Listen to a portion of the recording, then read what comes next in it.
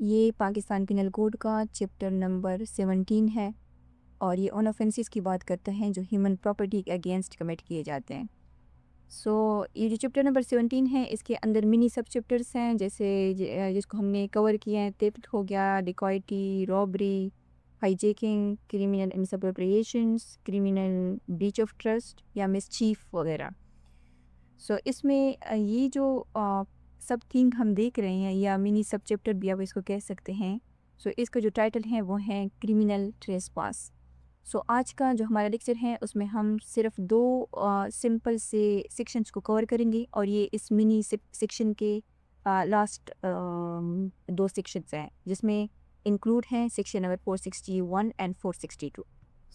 ये जो mini chapter है क्रिमिनल ट्रेसपास का, इसके जो पहले हमने 4 लेक्चर्स कवर किए हैं, यानी जो सेक्शन नंबर 441 से ये स्टार्ट होता है 462 तक, ये जो मिनी सब चैप्टर है, ठीक है, क्रिमिनल ट्रेसपास का। इन सब चैप्टर्स का ये जो सेक्शन नंबर 441 से लेकर 460 तक के जो सेक्शंस हमने कवर किए हैं ना, इनका जो फोकस था वो किसके ऊपर था? वो लैंड ट्रेसपास के ऊपर था। लैंड ट्रेसपास से मुराद क्या है कि ज़मीन, घर, बिल्डिंग, चारदीवारी, इसमें सी की भी ऑफेंसेस थे, जैसे वेसल्स हैं, ठीक है, वेसल्स वगैरह, या उनके अंदर यानी घुसना जो है उससे डील करने से रिलेटेड था। लेकिन ये जो लास्ट के दो सेक्शंस हैं इसमें जो कंसेप्ट हैं वो बिल्कुल मुख्तलिफ हैं। इन दो सेक्शंस में किसी ज़मीन या घर के दाखिले की बात यहाँ पे नहीं हो रही, बल्कि यहाँ बात हो रही है किसकी? रिसेप्टिकल्स की बात हो रही है। यानी रिसेप्टिकल से मुराद ये है कि बंद सामान, तिजोरी, लॉकर या बॉक्सेस वगैरह। रिसेप्टिकल्स क्या चीज़ होती है? यानी ये एक ऐसा कंटेनर होता है या कोई इनक्लोज प्लेस भी हो सकता है जो प्रॉपर्टी को सेफ रखने के लिए इस्तेमाल किया जा सकता है। और इसकी एग्ज़ाम्पल अगर हम ले लें तो जैसे सेफ होते हैं ना, लॉकर, या कैश बॉक्स होता है, या कोई ज्वेलरी बॉक्स होता है, या कोई लॉक्ड कबर्ड होता है, या कोई लॉक ड्रॉयर होता है, या कोई संदूक हो सकता है यानी ट्रंक हो सकता है, सूटकेस हो सकता है, कोई अलमारी हो सकती हैं, या कोई बैंक कैश चेस्ट हो सकता है, ठीक है। यानी हर वो कंटेनर जो प्रॉपर्टी की सिक्योरिटी के लिए यूज़ होता है उसको कहते हैं रिसेप्टिकल। अब वो प्रॉपर्टी कोई भी हो सकती है, जैसे कीमती सामान है, जेवर हैं, डॉक्यूमेंट्स हैं या पैसे हैं, ठीक है, कुछ भी इसमें हो सकता है। हत्ता कि कोई अगर सील्ड एनवेलप है तो वो भी मे बी रिसेप्टिकल्स में जो है वो आ सके। अगर कोई डिसऑनेस्टली उसको ब्रेक करता है किसी रिसेप्टिकल्स को जिसमें प्रॉपर्टी जो है वो मौजूद है, तो फिर उसके ऊपर क्या क्रिमिनल लायबिलिटी जो है वो अराइज हो सकती है। इसका जो टेक्स्ट है ये कहते हैं कि हु एवर डिसऑनेस्टली और with intent to commit mischief, दो चीज़ों की बारे में बात हो रही है, एक है डिसऑनेस्टली और दूसरा है मिसचीफ। इससे पहले का जो कंसेप्ट था चैप्टर नंबर 17 में, वो क्रिमिनल मिसचीफ के ऊपर था, उसको हम ऑलरेडी, यानी मिसचीफ की जो डिफिनेशन है वो हम ऑलरेडी कवर कर चुके हैं। ये जो डिसऑनेस्टी का कंसेप्ट है इसको पाकिस्तान पिनल कोड का जो सेक्शन नंबर 24 है वो डिफाइन करता है कि whoever does anything with the intention of causing wrongful gain to one person और wrongful loss to another person is said to commit the thing dishonesty. अगर कोई शख्स जो है कोई काम करता है इस इंटेंशन के साथ कि वो ख़ुद को या किसी दूसरे शख्स को रॉन्गफुल गेन पहुंचाना चाहता है। अब रॉन्गफुल गेन क्या है, इसको 23 ने डिफ़ाइन किया है कि रॉन्गफुल गेन ये है कि जिस चीज़ से आप फ़ायदा उठा रहे हैं, जिस प्रॉपर्टी से, उसके लिए आप लीगली एंटाइटल नहीं है, और उसके लिए जो तरीका आप यूज़ कर रहे हैं वो भी क्या है? अनलॉफुल है। यानी अनलॉफुल मीन्स के ज़रिए से आप ऐसी प्रॉपर्टी का फ़ायदा उठा रहे हैं जिसके लिए आप क्या है? लीगली एंटाइटल नहीं है, या to cause wrongful loss to another person. अब रॉन्गफुल लॉस को भी 23 डिफाइन किया है कि wrongful loss is the loss by unlawful means of property to which the person losing it is legally entitle. यानी कोई शख्स जो प्रॉपर्टी का लीगली एंटाइटल है, अगर उसको लॉस पहुंचाया जा रहा है तो लॉस भी बात है कि वो रॉन्गफुल लॉस होगा, लेकिन उसको जो रॉन्गफुल लॉस पहुंचाया जा रहा है वो किस ज़रिए से पहुंचा रहा है? अनलॉफुल मीन्स के ज़रिए से पहुंचाया जा रहा है। तो डिसऑनेस्टली में क्या होना चाहिए? इंटेंशन होना चाहिए किसी को रॉन्गफुल गेन, ख़ुद को या किसी को रॉन्गफुल गेन हासिल करने का, या दूसरे शख्स को रांगफुल लॉस कॉज कर देगा। और जो दूसरा कंसेप्ट यहाँ पे यूज़ हुए हैं वो है मिसचीफ। और ये 425 जो है ये भी section number sorry chapter number 17 का ही मिनी सब चैप्टर है या थीम आप इसको कह सकते हैं, ठीक है। तो मिसचीफ क्या चीज़ है, कहते हैं कि whoever with anything to cause annoying that he is likely to cause wrongful loss और डैमेज टू द पब्लिक और एनी पर्सन। ये रामफुल लॉस वाला जो कंसेप्ट है उसको आप सेक्शन 23 में देख चुके हैं कि किसी को इंटेंशन के साथ रॉन्गफुल लॉस या डैमेज कॉज करना, और वो जो रॉन्गफुल लॉस या डैमेज है वो पब्लिक के अगेंस्ट भी हो सकते हैं, किसी एक शख्स के अगेंस्ट भी हो सकती है। Cause is the destruction of any property, यानी प्रॉपर्टी को डिस्ट्रक्ट करना, बिल्कुल उसको तबाह कर देना, या और चेंज इन एनी प्रॉपर्टी, या प्रॉपर्टी की जो पोजीशन है जो सिचुएशन है उसको चेंज कर देना। या फॉर एग्ज़ाम्पल अगर गोल्ड की चेन है उसको क्या किया जाता है, उसको रिंग में बदल दिया जाता है, तो ये चेंज इन द प्रॉपर्टी हो जाएगा। और in the situations thereof is the destroy और डिमिनिश इट्स वैल्यू और यूटिलिटी। यह जो प्रॉपर्टी है वो प्रॉपर्टी है, उसी वही रहती हैं लेकिन उसकी सिचुएशंस चेंज कर दी जाती हैं। जैसे फॉर एग्जांपल अगर कोई शख्स है वो उसको कोई उसके पास कोई गोल्ड की रिंग है, यानी किसी की है, लाजमी बात है, अपनी रिंग तो नहीं। अगर वो उस रिंग को ए जो है उसके पास बी की रिंग है उसके पास, वो उसको दरिया में फेंक देता है। अब दरिया के अंदर भी वो गोल्ड की जो रिंग है वो गोल्ड की रिंग ही रहेगी, लेकिन उसकी सिचुएशंस बदलने की वजह से अ, उसकी जो वैल्यू या यूटिलिटी है वो क्या हो गई, वो अफेक्ट हो गई है, ठीक है। तो फिर इसको क्या कहते हैं, मिसचीफ कहते हैं। सो ये जो सेक्शन है ये कहते हैं कि अगर कोई शख्स डिसऑनेस्टली या मिसचीफ के इंटेंशन के साथ क्या करता है, ब्रेक्स ओपन, यानी ये जो रिसेप्टिकल्स हैं उसको फोर्स से अगर कोई तोड़ता है, जैसे मिसाल के तौर पर जो सेफ होता है उसको तोड़ दिया जाए, या लॉकर का ताला जो है वो तोड़ दिया जाए हथौड़े से, ठीक है। या लकड़ी का जो संदूक है उसको कोई पाड़ दे या तिजोरी तोड़ दे, लेकिन होना क्या चाहिए, उसमें फोर्स यूज़ होना चाहिए, फोर्स के साथ उसको वो करें, तोड़ दे। और जो दूसरा कंसेप्ट है वो क्या है, और अनफास्टन। अनफास्टन यानी कभी उसकी जो कुंडी होती हैं या बोल्ट या लेच या चेन या किसी और चीज़ से जिसको अगर बांधा हुआ है ना, फास्टन किया गया है, तो अगर उसको खोल दिया जाए तो इसको क्या कहा जाएगा, अनफास्टन कहा जाएगा। यानी बिना उसको तोड़े अगर वो इलीगल तरीके से, अनलॉफुल तरीके से उसका यानी पिक लॉक जो है वो करता है, या डुप्लीकेट चाबी लगाता है, या उसकी सील जो है वो खोल देता है, बल्कि उसको तोड़ता नहीं है, तो इसको क्या कहा जाएगा, अनफास्टन कहा जाएगा। सो अगर कोई शख्स जो है डिसऑनेस्ट या मिसचीफ के इंटेंशन से एनी इनक्लोज रिसेप्टिकल को, किसी भी क्लोज रिसेप्टिकल को अगर वो ब्रेक ओपन करता है या अनफास्टन करता है। अब ये जो यहाँ पे लिखा है ना कि एनी क्लोज रिसेप्टिकल, यानी क्लोज रिसेप्टिकल से मुराद क्या है कि ऐसा कंटेनर जो बंद हो और प्रॉपर्टी को सिक्योर करने के लिए इस्तेमाल हो रहा हो। और उसकी एग्जांपल हम ऑलरेडी देख चुके हैं कि जैसे लॉकर हैं, कोई संदूक हैं, कोई सूटकेस वगैरह है। अगर कोई सिर्फ खुला बास्केट है ना, या टेबल पर कोई रखी चीज़ है, तो वो इस सेक्शन के अंडर नहीं आती। कोई क्लोज रिसेप्टिकल होना चाहिए विच कंटेन्स, यानी अगर रिसेप्टिकल के अंदर वाकई की प्रॉपर्टी जो है मौजूद है, विच कंटेन्स और which he believes to contain property, यानी ये इंग्रेडिएंट जो है ये सेटिस्फाई होना ज़रूरी है कि उस क्लोज रिसेप्टिकल्स में कोई प्रॉपर्टी जो है वो मौजूद हो। यानी अगर अंदर प्रॉपर्टी ना भी हो, लेकिन जो अक्यूज्ड है उसको ये यकीन हो कि इसके अंदर जो है वो प्रॉपर्टी जो है वो मौजूद है या हो सकती है, तो तब भी ये सेक्शन जो है ये अप्लाई हो सकता है। फॉर एग्ज़ाम्पल एक शख्स है ए, वो क्या करता है कि वो एक जो सेफ है उसको तोड़ता है। उसे लगता है कि अंदर जो है कैश है, लेकिन सेफ जो है खाली निकलता है। तो यहाँ पे ज़रूरी नहीं है कि उसने उसको कैश मिले या क्या वो करे, क्योंकि यहाँ पे सिर्फ जो रिसेप्टिकल्स हैं उनकी प्रोटेक्शन की बात हो रही है, ठीक है। लेकिन अगर सेफ खाली भी निकलता है तो फिर भी सेक्शन नंबर जो 461 है वो अप्लाई हो सकती है, क्योंकि ला बिलीव को भी कवर करती है।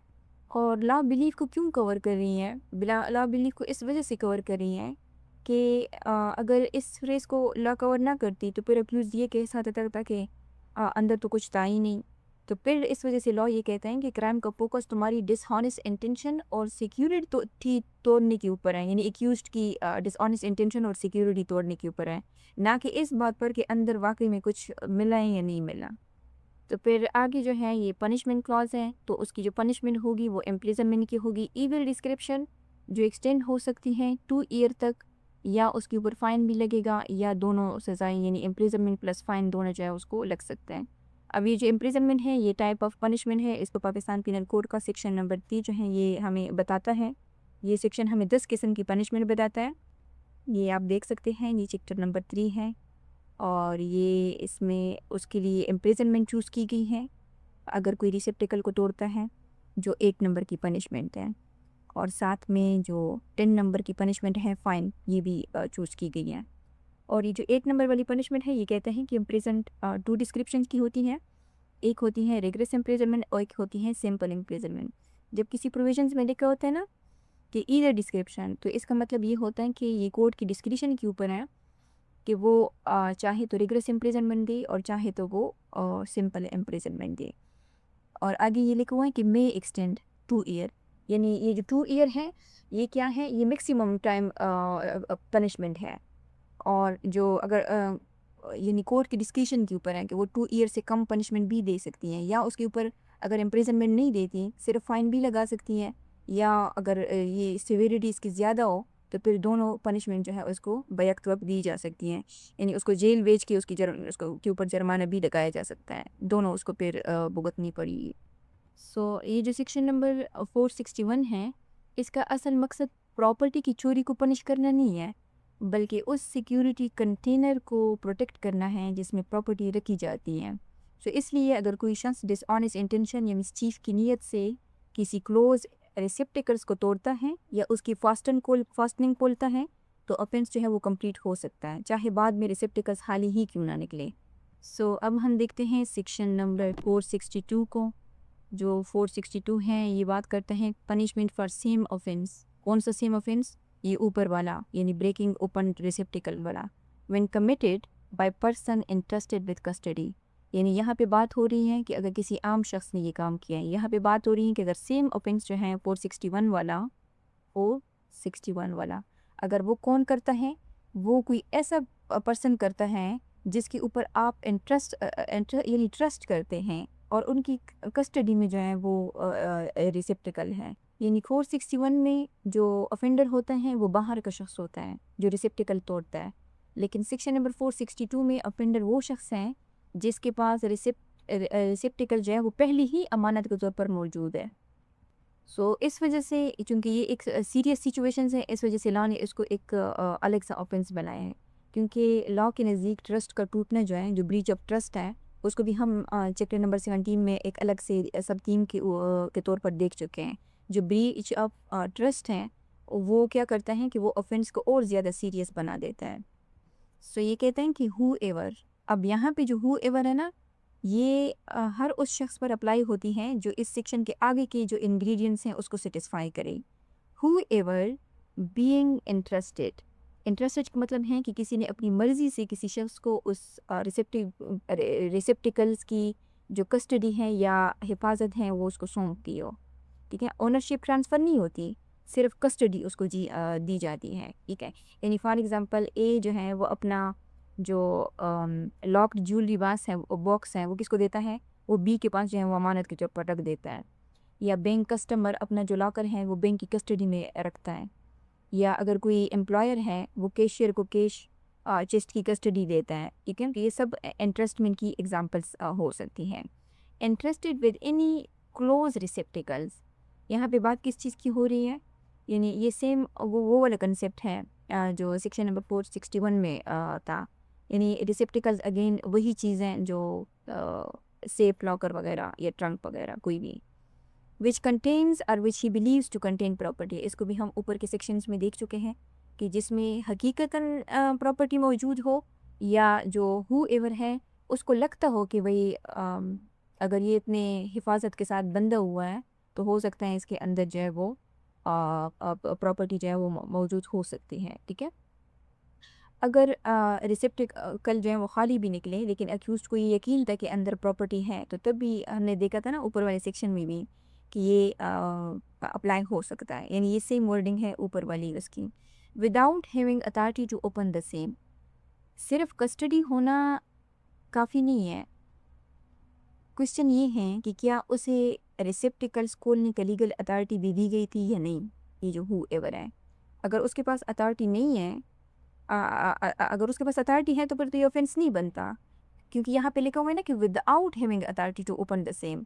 अगर उसके पास अथॉरिटी नहीं है तो फिर ये आ, अगर फिर भी यानी अथॉरिटी के बगैर अगर उसने उस रिसेप्टर को खोल दिया है तो फिर क्या देखा जाएगा, फिर जो है जो नेक्स्ट इंग्रेडिएंट्स है वो देखा जाएगा। और वो क्या है कि डिसऑनेस्टली और with the intent to commit mischief breaks upon और अनफास्टन डेट रिसेप्टिकल्स। ये अगेन इस सेक्शंस वाला कंसेप्ट है, फ्रेज है, तो इसको आप ऑलरेडी समझ चुके होंगे। उस अथॉरिटी ना होने के बावजूद वो क्या करता है, डिसऑनेस्टली या मिसचीफ कमिट करने की नीयत से उसको ब्रेक अपॉन करता है या अनफास्टन करता है।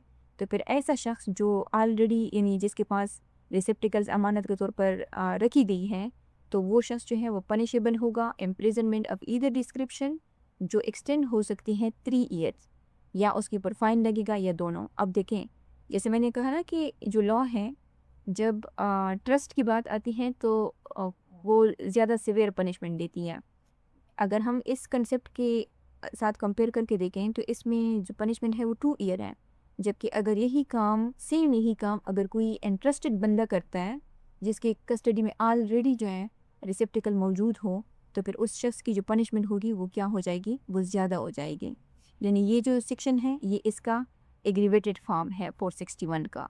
यानी जो सेक्शन नंबर 462 है ना, ये प्रॉपर्टी से ज़्यादा ट्रस्ट को प्रोटेक्ट करती हैं। जब कोई शख्स जिसके पास क्लोज रिसेप्टिकल सिर्फ कस्टडी के लिए था, अथॉरिटी के बगैर उसे डिसऑनेस्ट नीयत से मिसचीफ के इरादे से खोलता है या तोड़ता है, तो वो सिर्फ रिसेप्टिकल्स की सिक्योरिटी नहीं तोड़ता बल्कि वो उस ट्रस्ट को भी वायलेट करता है जिसकी बुनियाद पर उसे कस्टडी जो है वो दी गई होती है। सो उस रिसेप्टिकल का ओपन होना जो है वो ज़रूरी है, क्योंकि यहाँ लिखा है ना टू ओपन द सेम, यहाँ भी लिखा है ओपन, ठीक है, तो इसका ओपन होना जो है वो ज़रूरी है। सो एक चीज़ मैं आपको इंटरेस्टिंग बता दूँ, देखें ये जो 2 सेक्शंस हैं ना 461 और जो 462 है, ये किसकी बात कर रहे हैं, ये जो रिसेप्टिकल्स हैं उसको तोड़ने की बात कर रहे हैं। अगर रिसेप्टिकल्स को तोड़ने के बाद उसमें अगर कोई माल मौजूद है और वो निकालें तो फिर ये क्या बन जाएगा, ये सेक्शन नंबर 378 बन जाएगा, यानी थिफ्ट बन जाएगा। ठीक है, और जो 462 वाला कमेंट ऑफेंस है, इसमें चूंकि ट्रस्ट का एलिमेंट भी शामिल है तो इसमें 462 भी होगा, और अगर वो माल उड़ा के ले जाए उससे निकाल ले तो 378 भी बनेगा। और चूंकि यहाँ पे पर्टिकुलरली किसके ऊपर बात हो रही है, ट्रस्ट के ऊपर बात हो रही है, तो इसमें जो क्रिमिनल ब्रीच ऑफ ट्रस्ट हैं जो सेक्शन नंबर 406 और 408 में हमने देखा था, तो एफआईआर में ये सारे सेक्शंस जो है वो लगेंगे, क्योंकि ये जो 2 सेक्शंस हैं वो किसको शो करेंगे, इन सेक्शंस को एफआईआर में देख के हमें पता चलेगा कि ओके ये जो रिसेप्टिकल्स था ये किसके पास था, किसी इंटरेस्टेड बंदे के पास था। ठीक है, सो ये आज का हमारा लेक्चर था जिसमें हमने 2 सेक्शंस को कवर किया। आई होप कि आपको वीडियो पसंद आई होगी, और अगर आपने कुछ नया सीखा है तो आप इसको लाइक करें, शेयर करें और चैनल को सब्सक्राइब करें। अगर आपका कोई क्वेश्चन है इस लेक्चर के हवाले से तो आप कमेंट में पूछ सकते हैं, या अगर आपकी वीडियोस के हवाले से कोई इम्प्रूवमेंट के लिए कोई सजेशन है तो वो भी आप हमें दे सकते हैं। Thank you.